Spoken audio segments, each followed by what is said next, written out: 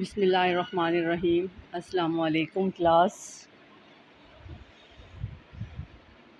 اردو زبان کے بنیادی قواعد کی کلاس میں آج ہمارا موضوع ہے حروف شمسی اور قمری۔ آج ہم ان حروف کے بارے میں پڑھیں گے اور ان کی تعریف پڑھیں گے کہ حروف شمسی کون سے ہیں، کیا ہوتے ہیں، اور حروف قمری کیا ہوتے ہیں۔ عربی زبان میں حروف تہجی دو طرح کی ہیں۔ ایک وہ کہ جس لفظ کے سرے پر ان میں سے کوئی حرف ہوتا ہے اور اس پر عربی کا الف لام آتا ہے، جس کو ہم بولتے ہیں، تو لام پڑھنے میں نہیں آتا اور وہ مشدد حروف ہو جاتا ہے۔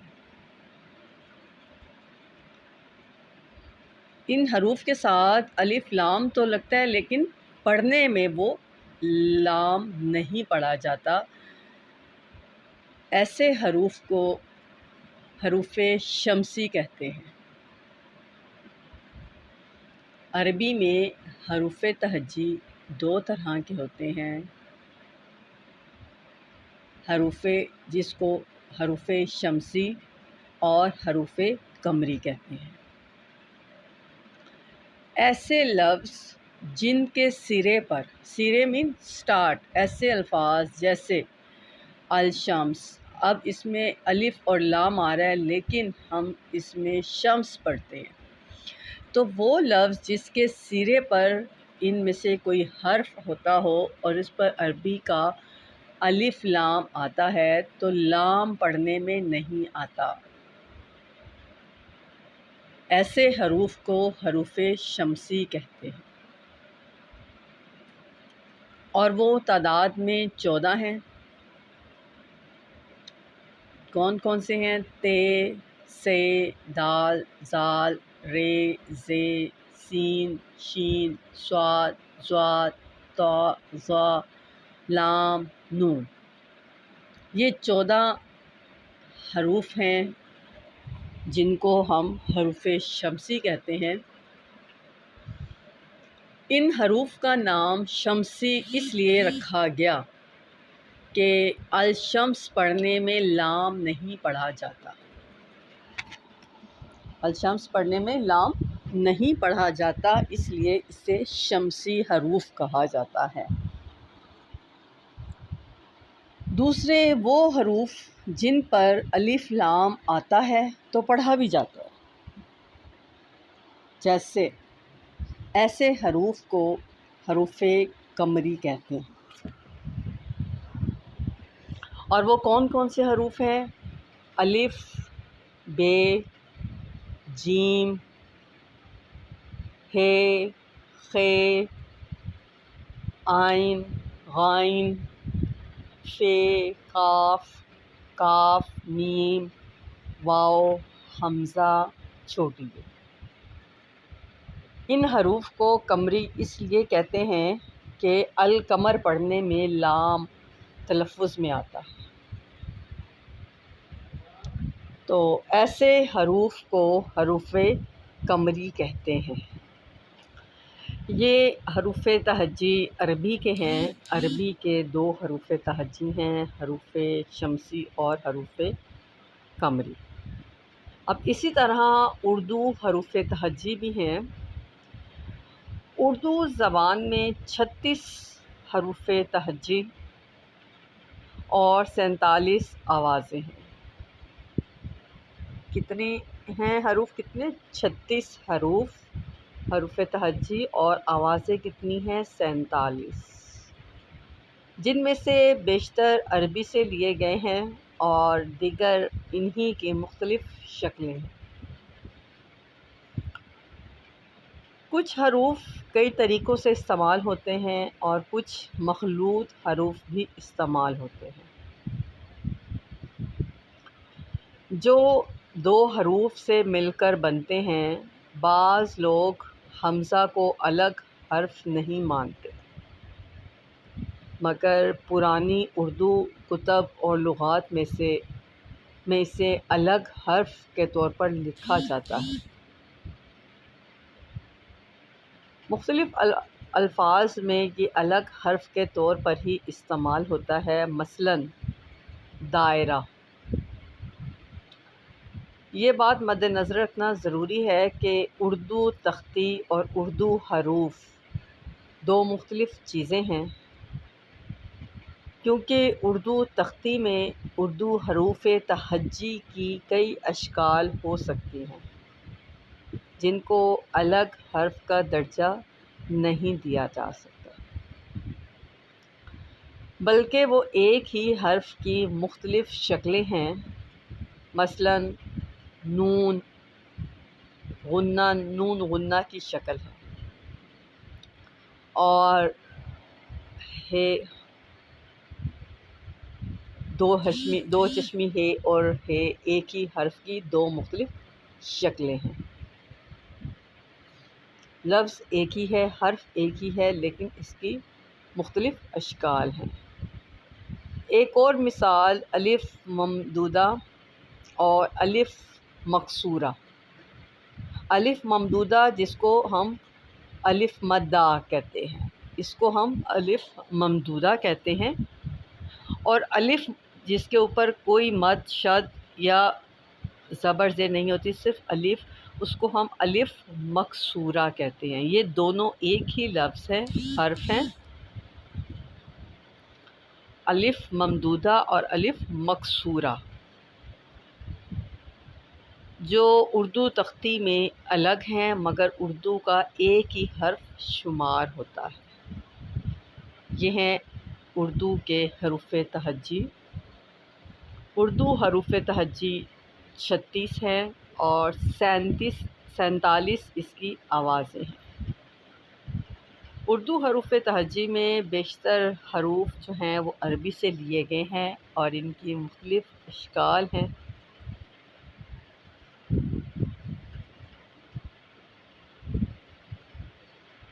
کچھ حرف بولنے میں ایک سی آوازیں نکلتے ہیں لیکن ان کی شکلیں جو ہیں وہ مختلف ہیں، جیسا کہ دو چشمی ہے اور ہے ہاتھی والی، اور دو چشمی ہے، ان کو بولا ایک ہی لفظ ایک ہی جاتا ہے لیکن لکھنے میں یہ دو مختلف شکلیں ہیں ان کی۔ اسی طرح پرانی اردو میں حمزہ کو جو ہے وہ اکثر استعمال تو کیا جاتا تھا لیکن بولا نہیں جاتا تھا، لیکن پرانی اردو میں اس کو الگ اس حرف کو الگ حیثیت حاصل ہے، جیسے کہ دائرہ۔ بولنے میں یہ ہے کی آواز نہیں دیتا لیکن لکھنے میں یہ حرف استعمال ہوتا ہے۔ اسی طرح جیسے ایک المدہ اور ایک الف۔ المدہ الف جو ہے اس کو الف ممدودہ کہتے ہیں اور الف کو الف مکسورہ کہتے ہیں۔ یہ بولنے میں آوازیں ایک سی ہیں لیکن دو مختلف شکلیں یا دو مختلف حروف جو ہیں ہم اس کو کہہ سکتے ہیں۔ یہ حروف تہجی۔ یہ تھے اردو کے حروف تہجی اور عربی کے حروف تہجی جو ابھی میں نے آپ کو بتائے ہیں۔ اب آپ کو تھوڑا سا بتاتی چلوں ہجا کے بارے میں۔ علم ہجا۔ علم ہجا، اس کے بارے میں کچھ عربی کے علم ہجا ہیں اور فارسی کے بھی علم ہجا ہیں۔ عربی کے علم ہجا اس کو ابجد یا ابجدیہ کسی زبان میں شامل مختلف آوازوں کو پیدا کرنے والے حروف کے ایک کامل مجموعے کو اس زبان کا ابجدیہ کہا جاتا ہے۔ اردو میں اس ابجدیہ کے کسی ایک حرف کے لیے لفظ ابجد بھی استعمال میں دیکھا جاتا ہے، لیکن حرف اور ابجد کو عدل بدل کر بھی استعمال کیا جاتا ہے۔ مزید یہ کہ ابجدیہ کے لیے صرف ابجد یا پھر حروف ابجد کا کلمہ بھی دیکھنے میں ملا ہے۔ یہ ہیں ہجا کسی بھی ایک لفظ کو کہتے ہیں، جیسے بے، دال، لام، اس کو ابجد کہتے ہیں، اور ابجدیہ مطلب جب حروف کو ہم اکٹھا کر کے لکھتے ہیں۔ اس کے بعد بات آتی ہے املا کی۔ املا رسم الخط کے مطابق الفاظ لکھنے کا عمل، ان حروف ہجا کو لکھنے کا عمل املا کہلاتا ہے۔ املا دراصل لفظوں میں صحیح حرفوں کے استعمال کا نام ہے، اور جو طریقہ ان حروف کو لکھنے کے لیے استعمال کیا جاتا ہے وہ رسم الخط کہلاتا ہے۔ معروف ماہر لسانیات رشید حسن خان املا کی تعریف اس طرح کرتے ہیں: اردو کے رسم الخط کے مطابق لفظ میں حرفوں کی ترتیب کا تعین ترتیب کے لحاظ سے اس لفظ میں شامل حرفوں کی صورت اور حرفوں کے جوڑ کا متعارف طریقہ، ان سب کے مجموعے کا نام املا ہے۔ کہ ہم اردو کے جو رسم الخط کے مطابق حرفوں کی ترتیب، جو لفظ ہم لکھنے جا رہے ہیں، لفظ فار ایگزامپل ہم مثال کے طور پر ہم لفظ لکھیں، لفظ میں لام، فے، زوئے، ان حرفوں کی ترتیب کا تعین ترتیب کے لحاظ سے اس لفظ میں شامل حرفوں کی صورت اور حرفوں کے جوڑ کا متعارف طریقہ، ان سب کے مجموعے کا نام املا ہے۔ حروف شمسی اور قمری اردو کے حروف تہجی، ہجا اور املا کے بعد ہم پڑھنے جا رہے ہیں کہ رموز اوقاف۔ رموز اوقاف انگریزی میں اس کو پنکچویشن کہتے ہیں، اردو میں اسے رموز اوقاف کہتے ہیں۔ وہ علامتیں اور نشانیاں جن سے معلوم ہوتا ہے کہ عبارت میں کس جگہ اور کس طرح وقف کرنا ہے۔ رموز اوقاف انگریزی میں پنکچویشن کہتے ہیں۔ وہ علامتیں اور نشانیاں جن سے معلوم ہوتا ہے کہ عبارت میں کس جگہ اور کس طرح وقف کرنا ہے، اسے رموز اوقاف کہتے ہیں۔ رموز رمز کی جمع ہے جس کا مطلب ہے علامت یا اشارہ۔ رمز علامت یا اشارہ کو کہتے ہیں۔ رموز کی جمع ہے، رموز رمز کی جمع ہے اور اس کا مطلب ہے علامت اور اشارہ۔ جبکہ اوقاف وقف کی جمع ہے جس کے معنی ٹھہرنے یا رکنے کے ہیں۔ یعنی رموز اوقاف یا علامت وقف ان اشاروں یا علامتوں کو کہتے ہیں جو کسی عبارت کے ایک جملے کے ایک حصے کو اس کے باقی حصوں سے علیحدہ کرنے کے لیے استعمال کی جاتی ہے۔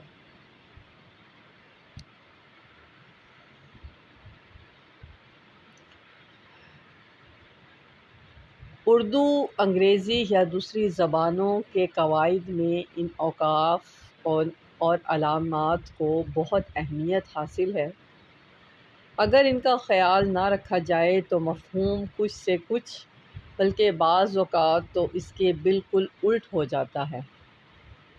جہاں ٹھہرنا یا وقفہ کرنا ہو ان کے لیے اردو میں درج ذیل رموز اوقاف استعمال ہوتے ہیں۔ اردو کے رموز اوقاف کون کون سے ہیں؟ ختمہ، سوالیہ، سکتہ، تفصیلہ، قوسین، واوین، ندائیہ یا فجائیہ، علامت شعر، علامت مصرع اور علامت وغیرہ۔ پہلی علامت ختمہ،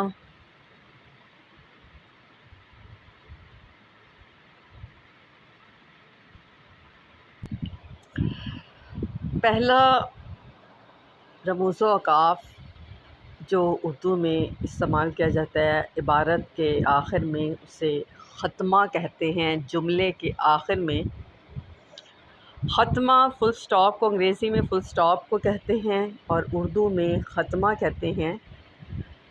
وہ نشان یا علامت جو جملے کے اختتام پر لگائی جاتی ہے، جیسے میں لاہور گیا تھا۔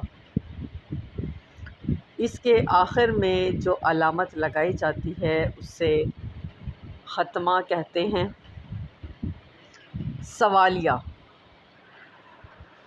جملے کے آخر میں سوالیہ جملے یہ سوالیہ کی جو ہے علامت کوسچن مارک، انگلش میں اس کو، انگریزی میں اس کو کوسچن مارک کہتے ہیں اور اردو میں سوالیہ کہتے ہیں۔ اور ایسا جملہ جس میں سوال کیا جائے، جیسے کیا تم لاہور جاؤ گے؟ کیا تم کھانا کھاؤ گے؟ تم کہاں گئے تھے؟ تم کب آؤ گے؟ تم کیسے جاؤ گے؟ تم کون ہو؟ یہ ایسے جملے، ان جملوں کو سوالیہ جملے کہتے ہیں اور ان کے آخر میں جو نشان لگایا جاتا ہے اس کو سوالیہ نشان کہتے ہیں۔ انگریزی میں اس کو کوسچن مارک کہتے ہیں۔ اس کے بعد اگلی علامت سکتہ، اس کو ہم الٹا واو بھی کہتے ہیں۔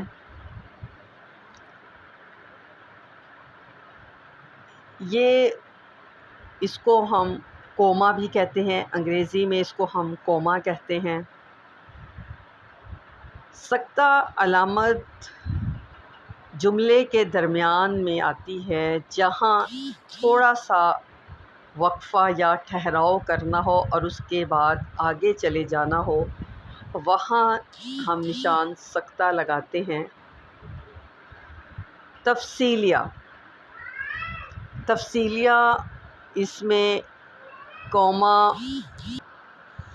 تفصیلیہ کی علامت زیادہ تر وہاں استعمال کی جاتی ہے جہاں ہم نے کسی لفظ کی، کسی جملے کی یا کسی عبارت کی تفصیل دینی ہو۔ جیسے مثال کے طور پہ ہم نے لکھا حجہ، حجہ لکھنے کے بعد ہم نے تفصیلیہ کی علامت لگائی اور اس کے بعد ہم نے علم حجہ کو تفصیل سے اس کی تعریف، مفہوم، اس کے بارے میں بتایا، تو وہاں ہم علامت لگائیں گے تفصیل۔ قوسین چھوٹی جو بریکٹس ہوتی ہیں اس کو ہم قوسین کہتے ہیں۔ اور ایسی بات جس کا تعلق اس عبارت سے نہیں ہوتا لیکن اس میں موجود شخص کے بارے میں مزید کچھ ایکسٹرا بتانا مقصود ہو، تو ہم اس کو بریکٹس قوسین کے اندر لکھتے ہیں۔ جیسے ہم لکھ رہے ہیں کہ علی آیا اور چلا گیا، اب بریکٹ میں ہم لکھ رہے ہیں علی کے بارے میں کہ علی کون تھا یا کس کا بیٹا تھا۔ اب جو بریکٹ کے اندر لکھی گئی تحریر ہے اس کا تعلق تو عبارت سے نہیں ہے، لیکن علی کے متعلق کوئی معلومات دینا، جو ہم معلومات دیتے ہیں وہ کوسین کے اندر لکھی جاتی ہیں۔ ووین انورٹڈ کوماز، انگلش میں اس کو انورٹڈ کوماز کہتے ہیں۔ ووین کی علامت وہاں استعمال کی جاتی ہے جہاں ہم کسی کی کہی ہوئی بات کو ایسے ہی درج کر دیتے ہیں، کسی نے کہیں پر کوئی ریفرنس دیا یا کسی کے بارے میں بتایا، ہم اس کو ایز اٹ از عبارت کے اندر لکھ لیتے ہیں، اس کو ہم ووین کے اندر لکھتے ہیں۔ جیسا کہ ہم لکھتے ہیں، جیسے ہم ایک محاورہ لے لیتے ہیں، یہاں پر آسمان سے گرا کھجور میں اٹکا، یا کسی نے کسی چیز کے بارے میں کہہ دیا، ہم اس کو انورٹڈ کوماز میں لکھیں گے، ووین میں لکھیں گے۔ ندائیہ یا فجائیہ،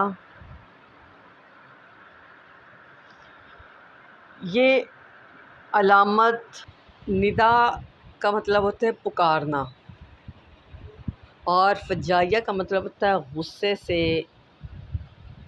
آواز نکالنا، غصے میں، غم میں، خوشی میں جو ہم آوازیں نکالتے ہیں، جیسے اوہ، خوشی میں ہم نکالتے ہیں اوہ، یا ندائیہ ہم کہتے ہیں اے اللہ، ہم کسی کو پکارتے ہیں علی، حمزہ، ہم جب کسی کو پکارتے ہیں تو یہ ندائیہ کی علامت لگاتے ہیں۔ اور فجائیہ جب ہم غصے کی حالت میں ہوتے ہیں، غم کی حالت میں ہوتے ہیں، یا خوشی کی کیفیت کا اظہار کرنا چاہتے ہیں، اور اس وقت ہمارے منہ سے جو الفاظ نکلتے ہیں، اوہ خدا، اوہ ہو، تو ہم ان الفاظ کے بعد جو علامت لگاتے ہیں اس کو فجائیہ کہتے ہیں۔ علامت شعر، کوئی بھی شعر جب ہم لکھتے ہیں کسی کا بھی، جیسے ہم غالب کا شعر لے لیتے ہیں، میر کا لے لیتے ہیں، جیسے کہ شعر ناز کے اس کے لب کی کیا کہیے، پنکھڑی خلا کی سی ہے، تو ہم شعر لکھنے سے پہلے جو علامت لگاتے ہیں وہ یہ والی لگاتے ہیں۔ علامت مصرع، آئین، کوئی ایک مصرع ہم لکھنے جا رہے ہوں شعر کا، جیسے ناز کی اس کے لب کی کیا کہیے، ایک مصرع لکھا ہے ہم نے، اس کا دوسرا مصرع نہیں لکھا، تو یہاں ہم علامت کون سی لگائیں گے؟ علامت مصرع۔ یہ ہیں اردو کے رموز و اوقاف، کون کون سے ہیں؟ ختمہ، سکتہ، سوالیہ، تفصیلیہ، کوسین، ووین، ندائیہ، فجائیہ، علامت شعر اور علامت مصرع۔ امید ہے آپ کو سمجھ آ گئی ہوگی، تو اگر آپ کو نہیں سمجھ آئی تو آپ نیچے کمنٹ باکس میں بھی میسیج کر کے پوچھ سکتے ہیں۔ ملتے ہیں ایک نئے موضوع کے ساتھ۔ ہمارا آج کا موضوع تو یہ مختلف چھوٹے چھوٹے عنوانات تھے، جیسے کہ حروف شمسی اور قمری، حروف ہجا، املا اور رموز اوقاف۔ کل ہم اردو کے بنیادی قواعد کا بیان جو ہے اس موضوع کے بارے میں ڈسکس کریں گے۔ تب تک مجھے اجازت دیں، اپنا ڈھیر سارا خیال رکھیں۔ اللہ حافظ، بامان خدا۔